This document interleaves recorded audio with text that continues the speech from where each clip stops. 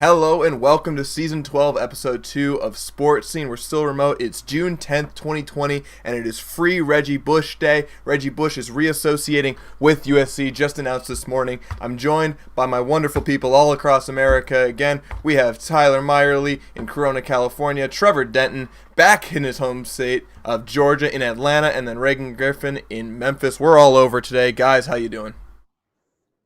Good. Back on here with you guys. We got RG2 in the building. Tyler, Sam, Reggie Bush in the background. That's fantastic. But like I mentioned earlier, it's been 10 years. It's been 10 years since the NCAA passed down sanctions against USC because of Reggie Bush's involvement in violating the amateurism rules. And then in 2017, the NCAA decided they're going to limit all disassociations, including outstanding ones like Reggie Bush's and OJ Mayo's, to 10 years. So today was a good day for both of them. The university Didn't waste any time. Bright early in the morning, 8 a.m. Pacific time, Reggie Bush was back associated with USC. Guys, what are your initial thoughts? Finally, he is back. It's been far too long. When Reggie first got disassociated from the university, they basically scrubbed his memory. He said it was one of the darkest days of his life. He said it felt like dying in a lot of ways because it was all of his contributions to USC. So having him back in the fold is so good for everybody's morale. It's good for incoming recruits. Now they need to go right ahead sometime this season, maybe next season. Maybe if he's doing a Fox game, they need to retire that number 5 jersey and really put this whole thing to bed. I completely agree, man. This is one of the greatest football players of all time, especially at the college level, right? And especially for USC. I mean, you can't talk about USC football without talking about Reggie Bush, and this is a huge thing for them. Well, Right? and I think when we talk about where we would love to see USC get back to in terms of the run game, you think Reggie Bush and like Trevor was saying, to have that many accomplishments under your belt and such a respectable college career at a university that's so loved by any alumni or fans that go there, to have that stripped away from you, it probably feels a lot better when you can be a part of the family again and be able to be recognized as that. I want to talk about the significance of this a little bit, and I know Reagan, you kind of disagree here that not much is actually changing. So I'll let you have the first word on that because I think it's a huge thing for USC that now they can have this official tie with one of their greatest players. But what's your take on it?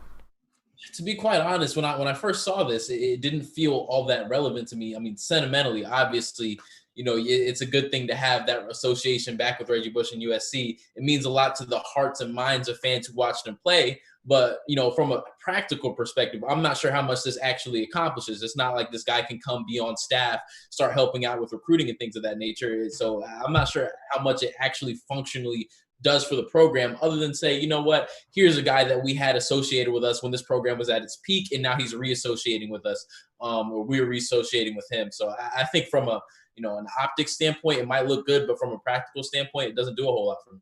I think it's about healing, though, Reagan. I think it's so much about healing. For the last decade, USC has been in the shadow of sanctions. Only one Rose Bowl victory, only one Pac-12 title during this long 10-year stint. And most of that, by the way, was because of the most crippling sanction of all due to the Reggie Bush scandal, and that was the loss of 30 scholarships. So it took until the 2016 season, 10 years after Reggie had led USC to the national title game against Texas, which they lost, 10 years later, when they finally had a full roster with no limitations due to scholarships. So I think this represents the end of that era, the end of the NCAA sanction era, when, by the way, they got way too harsh of penalties. And now it's about moving forward into the future. And I think it represents moving into a future that looks a lot like those Pete Carroll era Trojans. And I think this is the first step towards that reconciliation. It might be symbolic, but that doesn't mean it's not important. A lot of college sports is about symbolism. And this just happens to be a really big symbol for USC and its fan base. I mean, Reggie Bush loves this university too, right? Mm-hmm. So it's an affection that goes both ways. And I think if USC calls on him and says, hey, Reggie,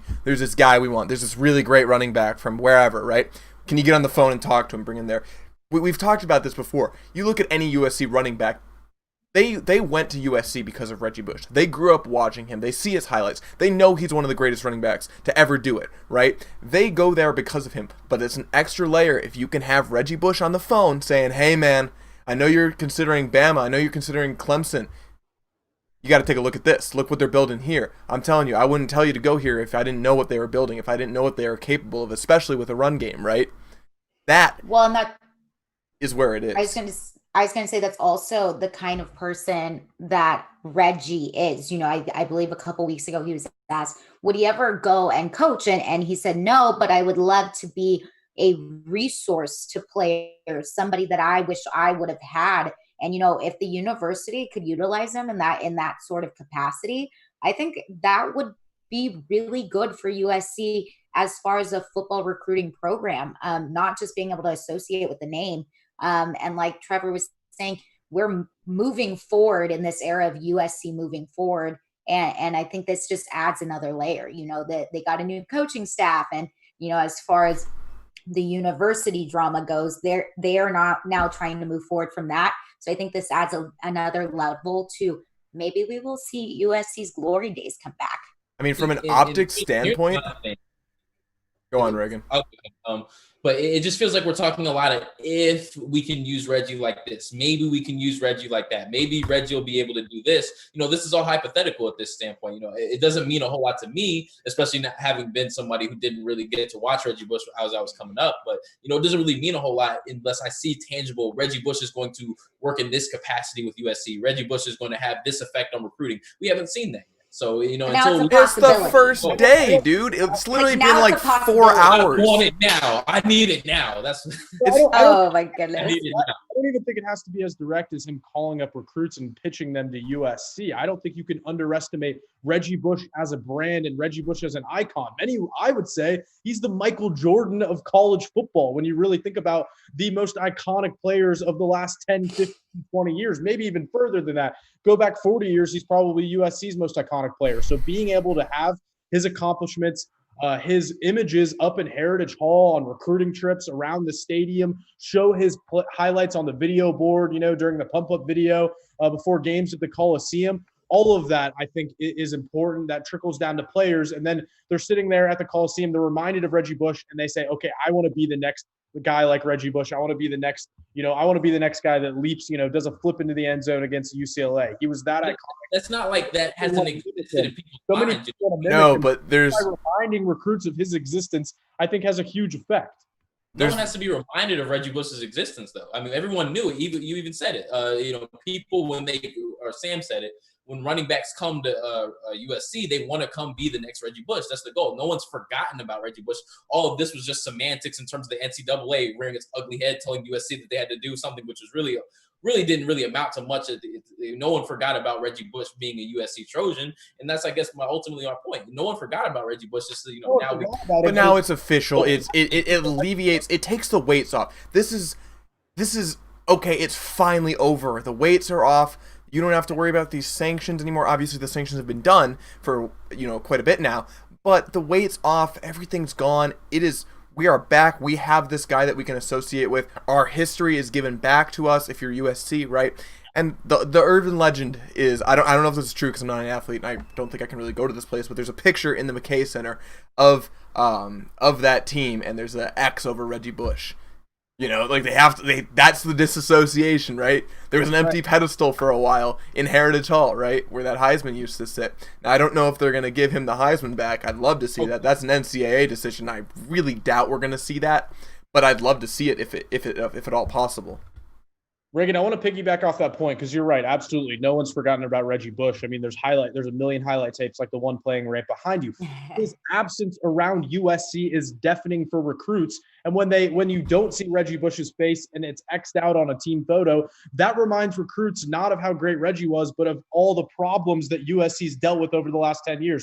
He almost became a representative of everything wrong with USC athletics, or supposedly wrong. Now it's you turn the page. Now no one's going to be reminded of the sanctions, all the difficult times. Now people can move forward and look back at the glory years. So I don't think you can underestimate the impact of just being able to have pictures up or being able to associate them. Like even seeing that video was almost a little bizarre today, seeing USC tweet out a highlight video of Reggie Bush. It just feels like it's been so long. It feels like wrong. It feels like, I don't know what to compare it to, but it feels like your long lost friend, who moved across the country, getting back together with them and hanging out again, and you just pick up as normal. It was really cool to see. It's like I think that ended quarantine. Great video, by the way. Remember we got the video coordinators from LSU.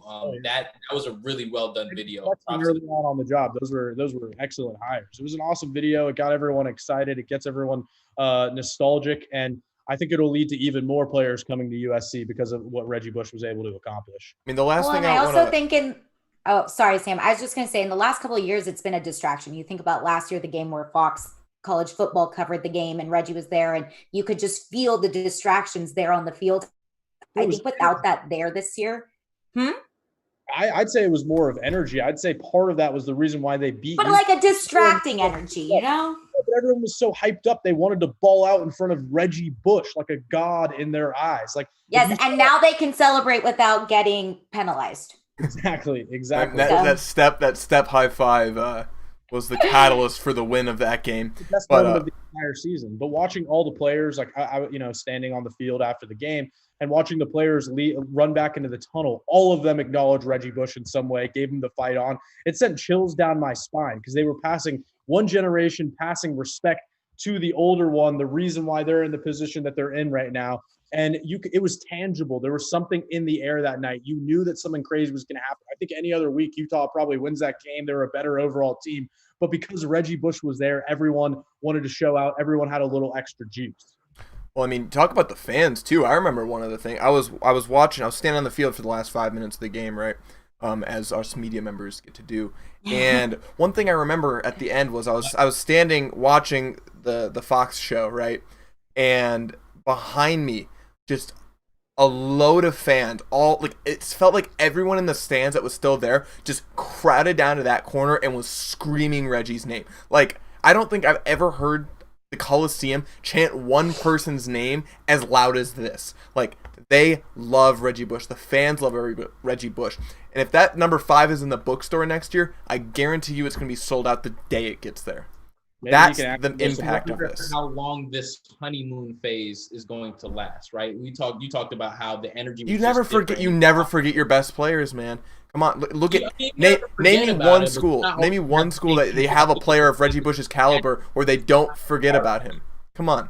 The fact that you had all this time apart, now when you make that reunion, of course the energy is going to be really, really, it's going to be really tight there, right? Of course, everybody's going to have all this energy for Reggie Bush right now. I just wonder how long that lasts until it's like, oh yeah, Reggie Bush is part of USC. Well, you know what it's I mean? going to last until the next great guy comes along. So, and that's like with any team, any position, until you get beat out in your legacy of where you stand, you will hold that until the next. I'm still holding on to Barry Sanders. Right, exactly. He represents the last time USC was great for a prolonged period of time. There's a reason Jim Brown is a god and an icon in Cleveland, because that was the last time the Browns were. That's what I'm saying. I'm still holding on to Barry Sanders here, dude. Or Jim Brown. Like, no, you're absolutely right. Barry Sanders, he never won a playoff game, so. Hey, man, we haven't won a playoff game. I think it's 9 straight playoff losses or something like that. Whatever. It comes back to the Lions somehow. Hey, man, I can tie anything back to Detroit sports. If you talk about anything that's remotely bad, boom, Detroit. There it is. Detroit sports. I love the city. Sports teams kind of irk me, but I want to tie this to a little bit of a larger discussion. And kind of focusing on. There's been a lot of things in the media lately about this name, image, and likeness, this rule that's changing, and I want to tie that back. So, what does this mean for college athletes as a whole? They're going to be getting more rights with this, but this Reggie Bush thing is a really interesting tie into it, because what he had there, what these sanctions were for, it's pretty much going to be legal now in some capacity. We don't know the actual verbiage and technicalities of what the rule will state. But from what we know right now, it really looks like. Reggie Bush would have never had a problem because it wasn't the university paying him. It wasn't the university giving him these gifts. It was outside agents, right? Giving these gifts so they could sign with him after he wasn't an amateur, after he went to the pros.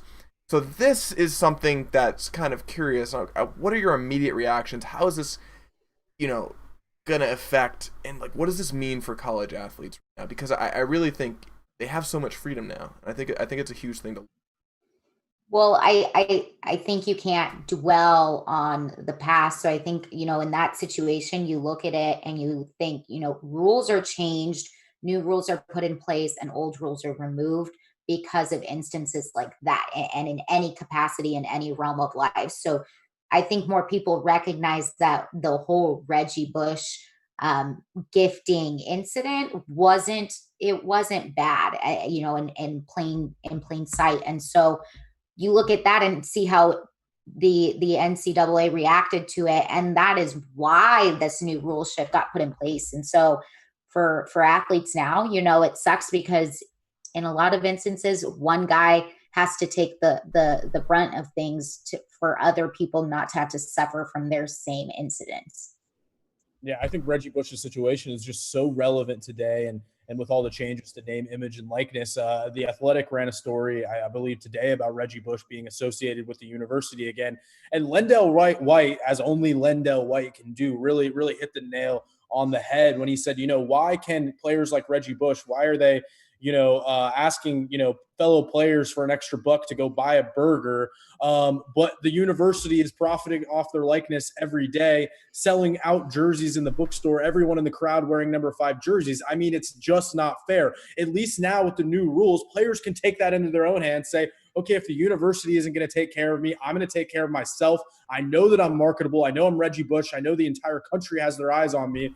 I'm going to sign some autographs now for some money. I'm going to have, a YouTube channel. I think Reggie Bush, you're right, Tyler. That was a great point. He kind of was in the wrong era almost. If he had come around today, I think it would have been a totally different situation. He wouldn't have had to go through back channels, end up causing USC sanctions, because I know he felt guilt mainly about the 30 scholarships that they lost. But now, the whole narrative is kind of shifted. Now he would have been able to take that into his own hands, do it legally, at least in the NCAA's eyes. And I think that's huge, because I think players, at the end of the day, it's not fair if you see your jersey in the stands, but you can't even afford to buy a burger. I mean, there's something fundamentally wrong there. Now we're starting to take those steps to fix that. There's two sides that I want to kind of examine here. And the first is your big name athletes in these popular sports, right? Look at football players, right? Let's think Michael Pittman Jr. and Kiana, his girlfriend. They have a YouTube channel, right? Huge player, nationally recognized football player. Great, he can make some money off his YouTube channel. That's fine. But where this also hits is smaller sports rather. Think track, think water polo, lacrosse, where there's not really that big of a national scene, where no one's watching college track like football. But these companies, these sponsors, Nike, Adidas, Under Armour, whoever it is, can then buy into these athletes and say, hey, we know they're going to be in the Olympics in 4 years because they're that good, or we see the potential that they have. Let's get them running in Nike shoes now, so 4 years later we still have them under contract and they go to LA for the 2028 Olympics or whatever it is, and say, hey, we already have them. We paid the small amount of money. We're basically buying stock in them. And then when they get to the Olympics on that national stage, they're wearing Nike shoes.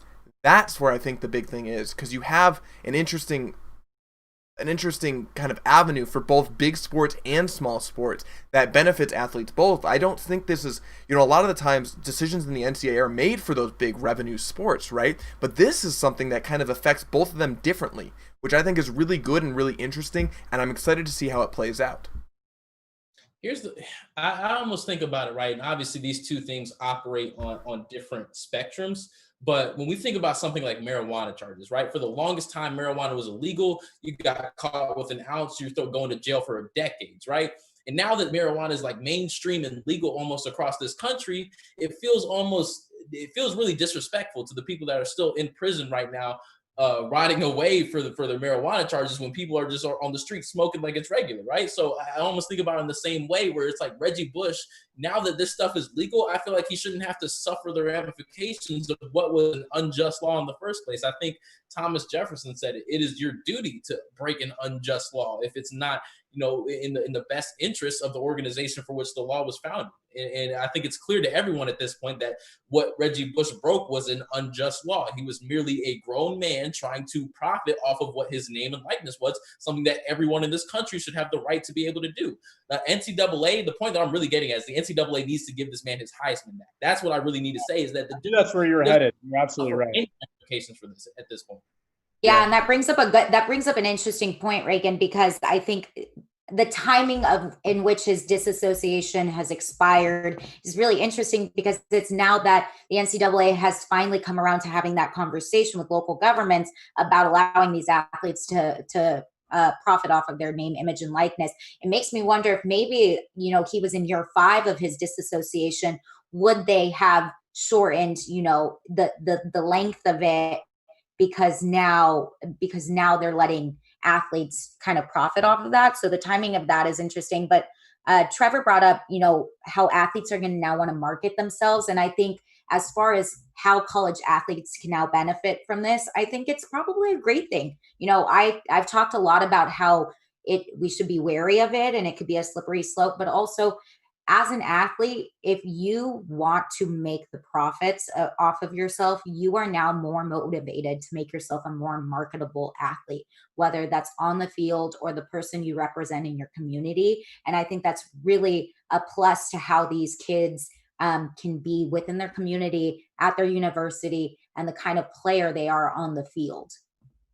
Yeah, going off that point and what you were talking about, Sam, I think when you talk about smaller athletes, they absolutely have a chance to capitalize on this, just like football players do. But I think it's going to be less about, how good of a lacrosse player are you, and more about how good is your YouTube channel? How many videos are you posting? How likable are you? Because let's be honest, that's where all the eyeballs are nowadays. It's on YouTube, it's on Instagram, it's on TikTok. That's where everyone is going. That's where the advertising money is going to be. You look at someone like Victoria Garrick, former USC women's volleyball player, right? I mean, that's not a sport that gets a ton of views on the Pac-12 network. I mean, that's not a revenue-earning sport. Doesn't bring in any money for the university. Yet she has 100,000 followers on Instagram because of her personality and because of some of the messaging that she, and how inspiring she is to young girls or girls of all ages, to everyone of all ages. So I think that's what you're really going to see. It's going to depend a lot. Endorsements are going to depend on how good is your YouTube channel and what you're seeing. I think a couple of schools like Nebraska, Georgia Tech have started bringing in branding, marketing companies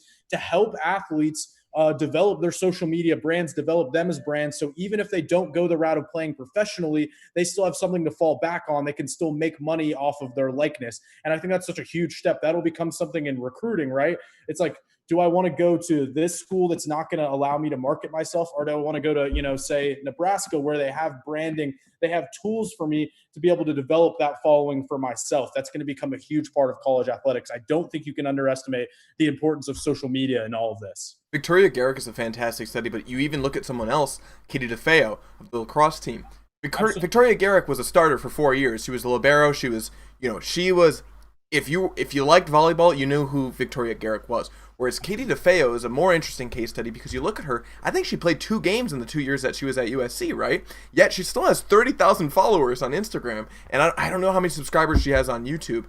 She's definitely more YouTube than Victoria Garrick, whereas Victoria Garrick kind of stays a little bit more on Instagram. But she has a huge following. She quit lacrosse to pursue her YouTube channel because the NCAA wouldn't allow her to make money off of that. And she's like, I have so many people watching me that I can make money. Now you can have both.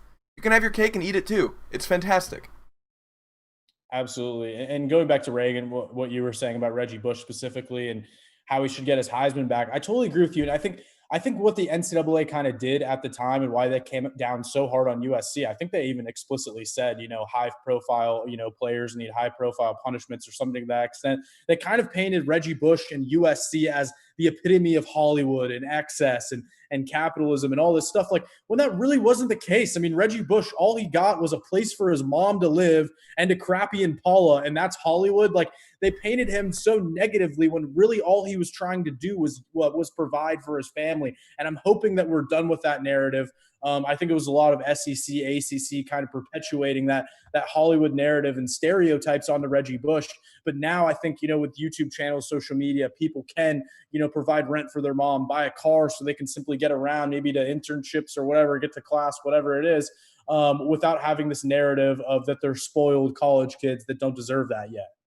I mean, when we think about gluttony and excess, right, the real bad guy in all this is the NCAA. It's right. The NCAA for having really hordes of college athletes, a lot of them coming from situations where they're looking where the next meal is going to be. They're not consistently sure that a roof's going to be over their head. And you're taking advantage of these guys and profiting off of them and not letting them have a dime of that and, selling it under the guise of an education. Right. So if we want to talk about gluttony and excess, I 100% agree. It's not, on Reggie Bush and USC. It's really the NCAA that's the villain in all of this.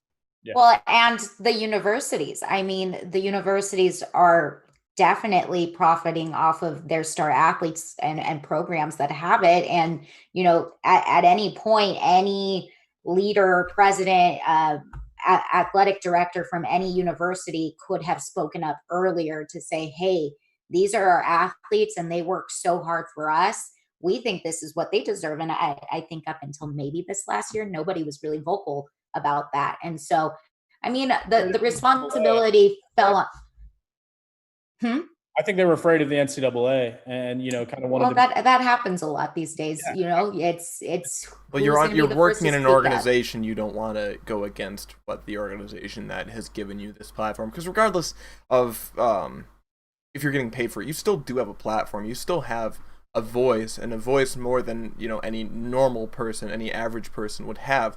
But I think it's going to be a really interesting thing to kind of watch out watch to play out in the next few years. But I want to move on. We're going to take a trip down memory lane now. Reggie Bush is back at USC. He's had fantastic highlights. What is your favorite Reggie Bush memory? I'm going to start with Trevor, since I know he's a huge Reggie Bush fan. I'm a huge Reggie Bush fan, Sam. Thank you for starting with me, by the way. But I'm a huge fan. He was really the first college athlete that I really fell in love with, that became my favorite athlete. And I just remember being entranced when I got my Sports Illustrated for Kids and seeing like that beautiful picture of him flipping into the end zone against UCLA. And that's kind of like one of the first things that really hooked me to college football, like all the vibrant colors, the athleticism, watching his highlights and stuff. And then my first ever Sports Illustrated I got was him on the cover wearing a Saints uniform, and kind of like one thing led to the next. And he really became, he captured my imagination. He was to me everything that college sports could be. He was an icon to me. I had the chance to work at NFL Network the past couple of years, and a lot of people come through those doors. LaDainian Tomlinson, all these cool people. The only one that truly got me speechless and starstruck to the point where I couldn't even bring myself to say anything was Reggie Bush. I mean, he was just a god walking amongst men to me, how much he meant to me. But my favorite moment overall, to finally answer your question, was that Utah game, being right there in the end zone, seeing that moment where Marquise Stepp dapped him up. I interviewed Marquise Stepp a few months ago, and he said, I just could have never imagined that, being a kid from Indiana who thought he was going to Notre Dame, to then, shaking Reggie Bush's hands in the end zone. I thought that was such a beautiful moment, given the circumstances, given the whole environment of the game. And I think that was really, today the university reconciled with Reggie Bush. I think that was really the day when it began, when the USC community open-heartedly welcomed him back into our arms. And I'm so excited to have him back. But he's really, like, to cap this all up, he's really the first athlete that captured my imagination and was really like a superhero to me growing up. Yeah, and a big part of why I ended up at USC, crazily enough, even though I'm less of an athlete than Sam. Reagan was not old enough. Reagan was born in 2001. Reggie Bush won the Heisman when he was 4? Yeah. So Reagan, all of your favorite memories of Reggie Bush are gonna come in hindsight, and they're not even memories. They're things you saw in highlight reels. But do you have a specific one that kind of sticks out to you? That one? No, I'm kidding. I don't even think I think that's Adrian Peterson. I don't even think it's him anymore. That's your favorite Reggie No, Bush. it's not. When I think about Reggie Bush, the first thing that pops out to me, when I really think about my sports memories and what I can really remember actually digesting, was that Super Bowl with the New Orleans Saints against the Indianapolis Colts. And I just remember how impactful what was in the wake of Katrina. And I so vividly remember Tracy Porter returning the pick 6 for Peyton Manning. So it's not really a Reggie Bush specific memory, but just knowing that he was part of that, such an impactful moment in football history, something that meant so much to the city of New Orleans. That's definitely something that rings true for me, and just states the impact, that sports can have. It can really transcend what happened, what's on the field. And that's just the epitome of that philosophy, I think, is that Saints impact on the city of New Orleans in the wake of Hurricane Katrina. So I'd say that was probably my favorite Reggie memory. And sports moments like that are just kind of so poetic. You look at things like that, or the Yankees game after 9/11. Games like that are just so poetic, and you go into those games knowing there's no way the home team is going to lose it. It's just not happening. Mm-hmm. So fantastic. Tyler. A lot of those moments after this coronavirus, I can tell you that. Sports are at that heightened level of importance once again. It's going to be really interesting, because this is the first time we're going to have so many sports during the same time. This is the first time you're going to have the NHL, the NBA, the NFL, NCAA football, and probably MLS. Maybe MLB if they can ever come to a decision. But what I love about Reggie Bush is, you look at this man and he is such a respectable person, and the way he handled everything, he handled it with class, and he is a sports broadcaster, and you see how he speaks, and he's never once wanted to like ruffle any feathers in terms of like his disassociation with the university. And so I think the way he handled everything was with class, and in that retrospect was really respectable. But as far as, Reggie Bush USC moments, My favorite is when you can see a player that you're like, I know he's going to be good. And you can remember the moment it all, that was the beginning. And I think for him was that 2004 BYU game where he had his first 100-yard game. And you guys, after that, he took off and he had a handful of 200+ yard games. And so I think when you look back as a player and think about how great your career was, you always remember the first and the last. And I'm sure that's one of the moments he remembers also. I want to go with the last. The last one's my memory. 2005, end of the 2005 season, that game against Fresno State. Watch the supercut of those highlights. Oh my God. That dude was slippery. He was speed. No one could touch him.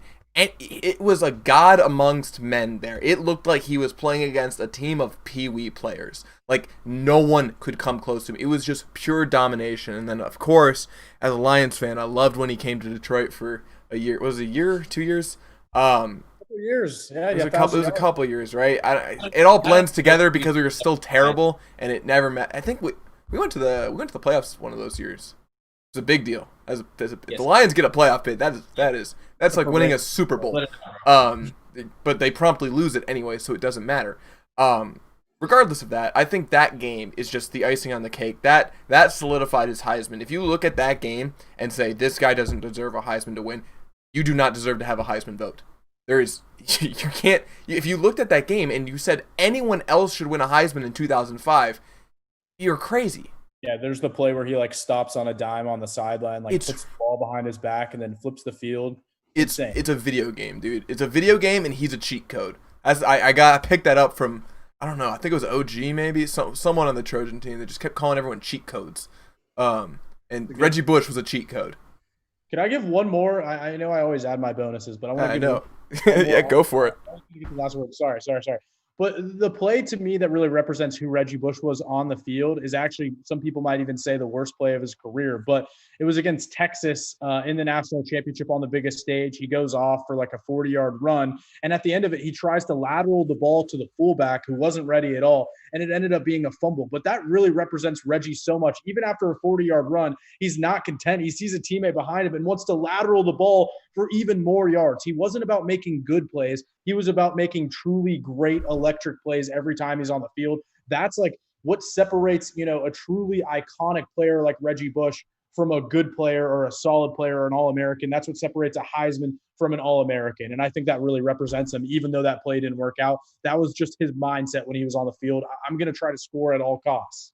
Yeah, and we also didn't even mention the Bush push. So think about that. I mean, to your point, right? Win at all costs. It was all about winning. The mentality of that to get there, and that's actually something I saw from Pittman a little bit this year, was his ability to kind of help out on the field even when he's not necessarily in the play. I can't remember what game it was. Was it this year or the last year? I think against Colorado. I think it was last year in 2018 against Colorado, and he just laid a hit stick on someone at the goal line to let, I think, a running back or maybe the quarterback get into the end zone. I can't remember. I'll have to pull that tape. But that kind of ability as a football player is what really stands out to me, to have the know-how to not only know how to succeed yourself, but help your team succeed. I think that's really huge. But we want to move on to our last little segment. It's the hot takes. Everyone loves the hot takes. Trevor is coming with his this week. Trevor, we're keeping it with Reggie Bush. What is your hot take? My hot take about Reggie Bush is that if he entered the league today, let's say in the 2020 NFL draft class, he would immediately be an all-pro level talent and would become one of the best running backs in the NFL. I think he was a little ahead of its time, not only in terms of amateurism rules, but also in the way the NFL game is played and the way running backs are used. You saw Christian McCaffrey with 100 catches, 1,000 yards rushing and receiving. I think Reggie Bush could have been a Christian McCaffrey type level player, if not even better, if he was used in the right way, used equally in the run game and the passing game, maybe even more in the passing game, because that's mismatches. When you put someone like Reggie Bush on a linebacker, I mean, that's going to create problems. That's going to be a big play almost every time. And I think when he entered the NFL, he was had a smaller frame. He took a lot of big hits early on that would have been called targeting penalties today. I think it's more wide open. You're seeing less guys get hurt, less big hits. I think he would have been absolutely explosive. Could have been. I'll up the ante a little bit. I think if he entered the league today, he would have been a Hall of Famer eventually. Yeah, I think I think the NFL game today is a little bit more um tiered towards the safety of the run game. So whether you have a really mobile quarterback, I think that's why we've seen such successful running quarterbacks in the last couple of years, but also the success of a lot of great running backs. You mentioned Christian McCaffrey, and then Ingram, and it's you see more exciting plays Mark, and Bush. guy that Reggie, Yeah, I think, would have emulated a little bit or been like. and Reggie Bush is little, so it's when you add that. I mean, he's little for his position, but when you add that, when you add those safety precautions to where it just makes the game a little bit easier for these guys, it allows them to up their talent a little bit more. I want to flip this question back on you, Trevor. Do you think he would have been as successful in college now? Oh, absolutely. Think? Oh, there's no question about it. Imagine him in the air raid offense. I mean, he would have probably had 1,500 yards rushing and 1,000 receiving in Graham Harrell's offense. I mean, it's wide open. That everyone's running the spread. Everyone's, now it's all about get the ball to your playmakers. It's not the same type of football where it's, let's get 4 yards on first and second down, maybe throw on third down. Now people are throwing every single down on offense. Even teams like Alabama, Clemson have moved to the spread. So I think he would have been. I think he's a timeless player. In that sense, the athleticism, the leaping ability, the juking, the sprinting. He absolutely would have won a Heisman almost any year you put him in. Here, I don't. When I think about Reggie Bush, I don't think Christian McCaffrey in today's NFL. And the primary reason is when I think about Christian McCaffrey, that dude's on the field just about every single snap. That dude just handles so much volume, and I'm not sure if Reggie Bush would have been equipped to handle that amount of volume on a game in, game out, 16 game a season. I think he's more aligned with and not to say that he wouldn't have been a great running back, because I do agree with you. A lot of his skill set translates to what's going on in the NFL right now. I think he would have been more like an Alvin Kamara. Funny that they're both on the Saints, just because Alvin Kamara, you only see him get about 20 touches a game, but what he does with those touches, is remarkable. But they just make sure they kind of they limit the amount that he's on the field, just knowing that he's susceptible to taking those big hits, and you want him to keep him as fresh as possible. I think he'd been a more of a 20 touch per game guy, but the impact that he would have had with those touches would have been remarkable, no doubt. Yeah, I think you use him as an offensive weapon. Reggie Bush came in at a time when everyone kind of had their bell cow running backs. You had Sean Alexander, LaDainian Tomlinson, Larry Johnson, guys getting 30 carries a game. And so NFL teams thought that's the only way you get value out of a running back, especially one drafted second overall. Now you can use guys sparingly and actually get more impact out of them. You could give Reggie the ball 15 times a game. And maybe he pops off for a 50-yard run in one of those, returning punts and kicks. He was used a little bit like that in Sean Payton's system, but I think he got a little bit too many carries. They kind of ran him into the ground a little bit too early in his career. Injuries start piling up. But, yeah, I don't think that would have happened today. I mean, I can't imagine him in some of today's offenses. Andy Reid, I couldn't imagine him on the Saints today, even with the same coaching staff. Their philosophies have kind of changed. I couldn't imagine him in Carolina, San Francisco. He would be incredible. So I just think he was maybe even just 5-10 years ahead of his time when it comes to the NFL. Yeah, well, I want to say something real quick. We got some people in the chat, so I want you to drop your hot takes. Do you agree with what Trevor's saying here, that Bush would have been an All-Pro in the NFL now if he was drafted? Also, drop your favorite Trojan memory. Trevor, what do you have? I said up the ante, Hall of Famer. Up the ante, Hall of Famer. I'm sorry. Drop that. Drop your favorite Reggie Bush memory. The greatest of all time. Better than would you? Oh, hear me out. Would he have been better? Would he be in top 3? Would he be in the top 3? Jim Brown, Walter Payton, Barry Sanders. Would he crack any one of them? Maybe not. For me, Barry's the GOAT when it comes to running backs, because I mean Detroit never had an offensive line. It's like every touchdown run he was starting from 5 yards back. I think Barry's the best of all time. Thank you. But I don't know if I'd say top 3, but maybe top 10. I could agree with that. Yeah, I don't think you can crack that top 3. That top 3 is legendary. And especially it's so hard to compare to, because how different the game of football is played from back then. All of those guys, played a long time ago. Comparatively to what the NFL looks like now and how much it's changed in those years. But yeah, anyone have any closing thoughts? We're running low on time. Welcome home, Reggie. Good to have you back, bro. I'm excited to kind of see how this goes, and it's really interesting because people that I know that don't even, that are not even huge football fans are kind of getting geeked over this, which is nice to see. Even the casual viewers kind of recognize the significance of someone like Reggie coming back. So I'm excited to see how the campus is in the fall. I really hope some fans will at least be able to go to the games, because that stadium, even if it's 25% capacity, if Reggie Bush is walking out of that tunnel, it's going to be electric.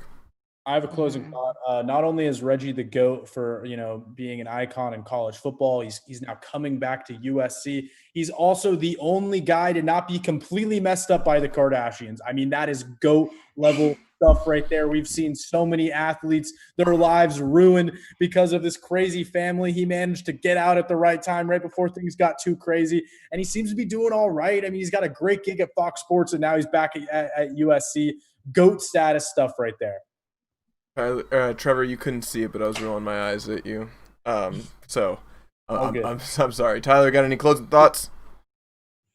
As Trevor brought up that Fox room, but now when you throw in Leinart and Bush, and who knows, maybe they'll try to amp up their guy Urban Meyer to once Helton's contract expires, maybe they'll all want to get a little piece of that USC coaching cake. You know what was really interesting? I saw the Fox Sports analyst did a quarterback ranking, an NCAA quarterback ranking, their top 5 for the coming season, and Bush and Leinart didn't have Slovis in the top 5, but Urban Meyer had him at 3, I think, 3 or 4. Which is just, I looked at that and I had to laugh. Just kind of. He wants him. I remember, I hit you up about that, Sam. I was like, he's waiting for the university. Yeah. But Leinart has no excuse, man. I don't know how Leinart doesn't see the talent that Slovis has. He doesn't want anybody to come take the throne as the best quarterback at USC. Come on, dude. Come on. He has a lot of respect for Keaton broke the Slovis. record. I know he does, but like Keaton broke some records, right? Wasn't that 500-yard game his? Yeah. Right? Yeah, that was the one he broke. Maybe he's still butthurt about that. Remember how you watch TNT and Shaquille O'Neal's always hating on the centers in today's NBA. He's like, no one will ever be as good as me. Maybe a little bit of that energy. Who knows? Yeah, because no one else is going to be that giant out there, man.